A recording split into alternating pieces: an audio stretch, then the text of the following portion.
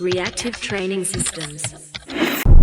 In just about every video that I post, someone will ask me, what is that small cable or string or band or whatever attached to one side of the bar?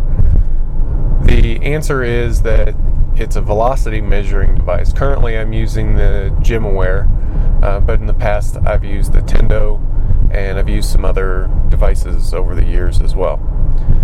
I use it to measure bar speed, and I use that to kind of inform on RPE a bit. I've been using velocity, I've been measuring velocity in my training since about 2009, so it didn't take that long, but after you build up a little bit of kind of a catalog of velocities and RPEs and stuff like that, you'll notice some correlations that velocities in a certain range are typically 8 RPE, a velocity in this other range or 9 RPE, and so on. So it doesn't take a whole lot to make a table, and then your velocity can help you inform on RPE, assuming that the velocity device that you have measures consistently, which we're finding out more and more all the time that that's a fairly tall order for some of these devices to actually produce consistent measurements, but maybe that's another topic for another time.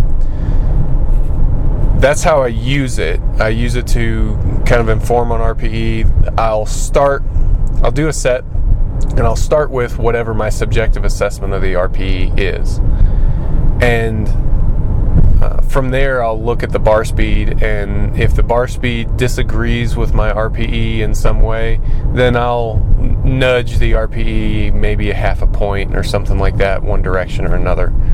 I don't totally rely on bar speed, and truth be told, the longer I do this and the more I look at bar speed, the less I rely on it, and the more I rely on other metrics. The most poignant question I've ever got on RPE, or velocity rather, has been from a high school kid. Actually, we were talking about, I was explaining, all this stuff about how I use bar speed in training, and how it correlates to RPE and so on and so on. And she just asked me, does it make a difference? And that's the most important question. That's a question that I spent a lot of time pondering, but it's not a question that I've ever been asked before when explaining all this stuff. The assumption is kind of, well, if you're going to that much effort, to figure this out, then it must make a difference. But I think the truth is, when I think about it a lot, I do think it can help make better training decisions.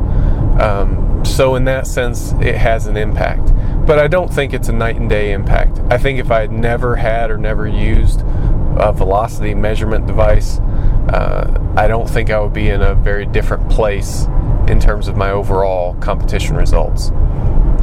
So what I would recommend, I don't actually recommend that you go buy one of these right now, considering that for the most part they're very expensive, although that's changing pretty rapidly now too. So if there's a way to get accurate, not necessarily accurate, but mostly consistent, so accurate in the scientific sense, if there's a way to get consistent velocity feedback and you're not spending a ton of money on it, then sure, it can help.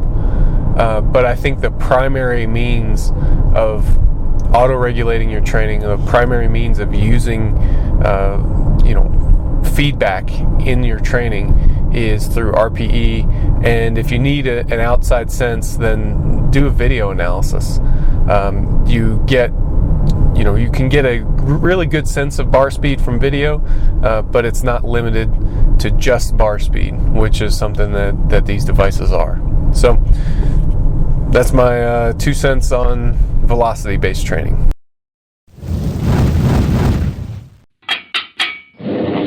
Reactive training systems.